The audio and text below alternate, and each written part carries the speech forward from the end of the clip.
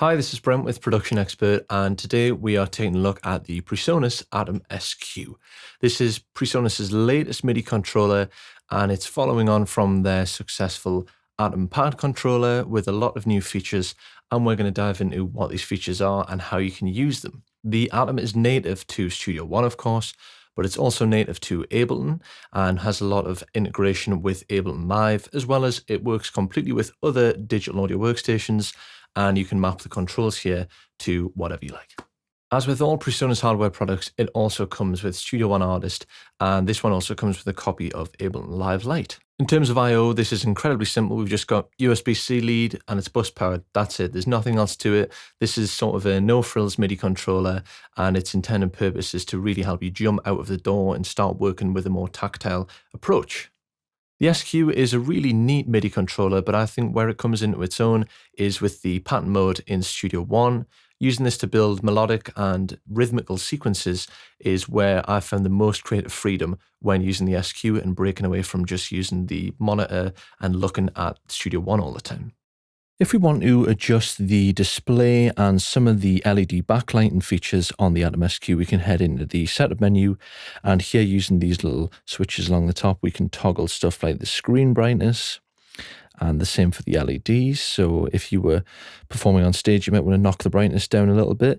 And here we can also adjust more features such as velocities and pressure sensitivity. For me, one of the biggest features of the ATOM SQ is the way that it integrates with the pattern editor in Studio One. As we can see, the SQ is sort of laid out in this TR step sequencer style, and we're just going to start off by recording a pattern here using Impact XT, which is native to Studio One. So let's get this going, and I'm going to start playing in a pattern.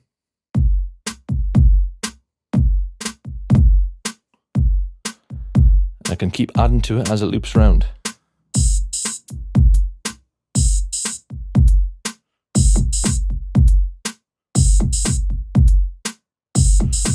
Click Save. We can also go on our instrument editor, which recalls the Impact XT instance that I have loaded up on this track. And we can also dive into things like note effects. Now, this is more specific to things like the MIDI. So if you want to change the actual instrument you're on, you just hit this here, and as you can see, I'm on track Impact.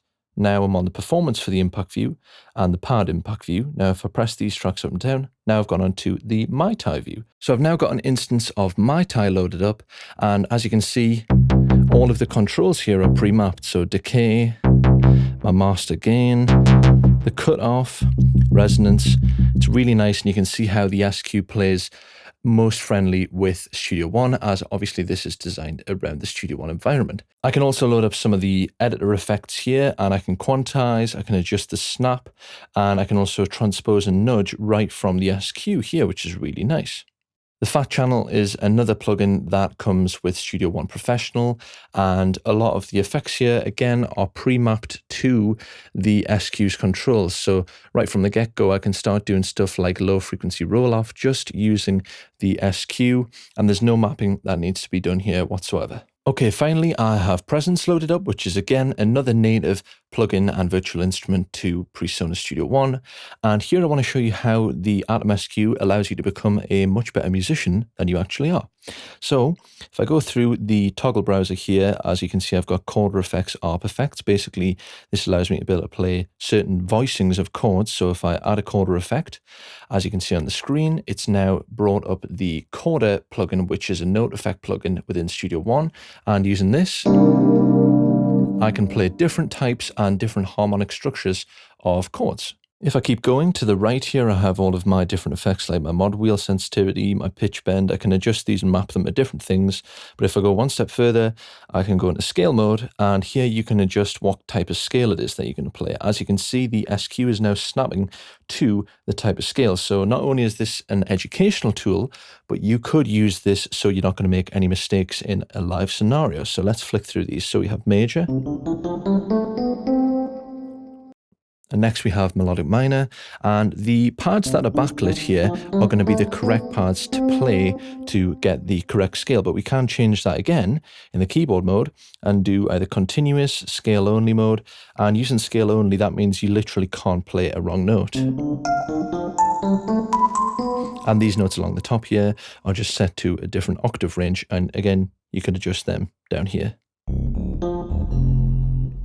So I hope you enjoyed this review, and I'm going to finish off with a little composition that I am performing using the SQ in the show page. I'll see you in the next one.